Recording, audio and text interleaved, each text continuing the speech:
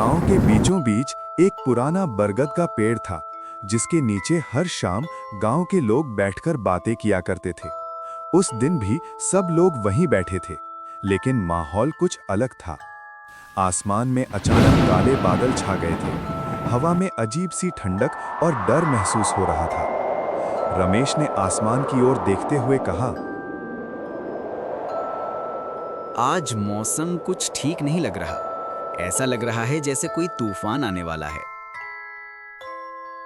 तभी पास बैठे बूढ़े हरिराम ने धीमी आवाज में कहा, ये सिर्फ तूफान नहीं है, ये कुछ और है। ऐसी बारिश मैंने पहले भी देखी है और तब पूरा गांव बदल गया था। सब लोग चौंक गए। सीमा के पिता ने पूछा, क्या मतलब बाबा? हरिराम कुछ बोलते उससे पहले ही तेज हवा चलने लगी। पेड़ जोर जोर से हिलने लगे, दरवाजे अपने आप बंद होने लगे और अचानक मूसलाधार बारिश शुरू हो गई। पहला दिन बारिश इतनी तेज थी कि कुछ ही मिनटों में सड़कों पर पानी भर गया। लोग अपने अपने घरों में भाग गए। आसमान में इतनी घनी घटाएं थी कि दिन में भी रात जैसा अंधेरा हो गया। सीमा खिड़की से बाहर देखते हुए बोली, माँ, आज सूरज क्यों नहीं निकला? माँ ने उसे समझाते हुए कहा, बादल ज्यादा है ना बेटा, इसलिए। लेकिन उसकी आवाज में खुद डर छिपा हुआ था। दूसरा दिन बारिश रात भर नहीं रुकी। सुबह हुई लेकिन सूरज नहीं निकला। हर तरफ बस पानी ही पानी था। नदी का पानी धीरे धीरे गांव की तरफ बढ़ने लगा। खेत डूबने लगे, रास्ते गायब हो गए। रमेश घबराकर बोला, अगर ऐसे ही बारिश होती रही तो पूरा गांव डूब जाएगा। तीसरा दिन अब हालात और भी खराब हो गए थे। बिजली कड़कती तो पूरा गांव कांप उठता। हवा की आवाज ऐसी लगती जैसे कोई रो रहा हो। कुछ लोगों ने कहा कि रात में उन्हें अजीब अजीब आवाजें सुनाई देती हैं, जैसे कोई मदद के लिए पुकार रहा हो।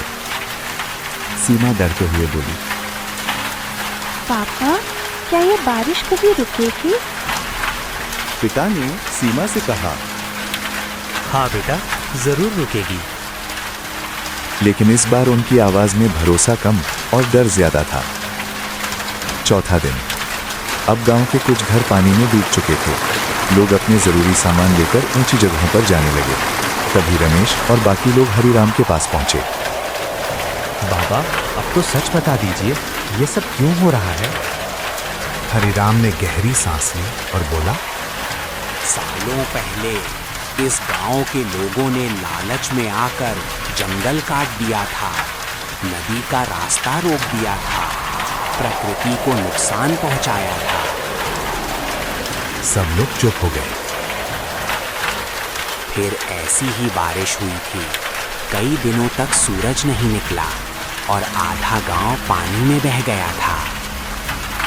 ये सुनकर सबके रोंगटे खड़े हो गए।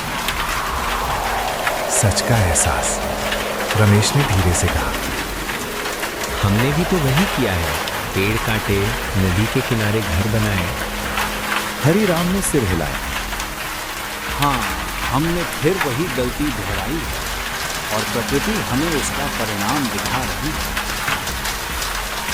अब सभी को अपनी गलती समझ आने लगी थी। पांचवा दिन बारिश अभी भी जारी थी, लेकिन इस बार गांव के लोग डर के साथ साथ पछतावे से भी भरे हुए थे। उन्होंने एक फैसला लिया, अगर हम बच गए तो हम इस गांव को फिर से पहले जैसा बनाएंगे, पेड़ लगाएंगे, नदी को साफ करेंगे। सब ने एक दूसरे का हाथ थाम लिया।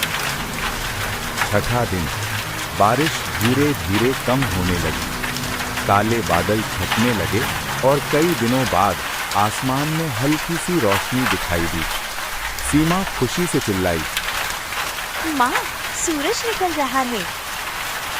सभी लोग बाहर आ गए। उनके चेहरों पर राहत साफ दिखाई दे रही थी। कुछ समय बाद गांव के लोग अपने वादे पर कायम रहे। उन्होंने मिलकर सैकड़ों पेड़ लगाए, नदी का रास्ता साफ किया और प्रकृति के साथ संतुलन बनाकर जीना सीख लिया। रमेश मुस्कुराते हुए बोला, ये बारिश डरावनी जरूर थी, लेकिन इसने हमें हमारी गलती दिखा दी। हरि राम ने कहा, प्रकृति कभी बिना कारण सजा नहीं देती, वो हमें सिर्फ सिखाती है। इस कहानी से हमने ये सीखा, जब इंसान प्रकृति का नुकसान करता है तो उसका परिणाम बहुत खतरनाक हो सकता है। हमें हमेशा प्रकृति का सम्मान करना चाहिए, तभी हम सुरक्षित रह सकते हैं।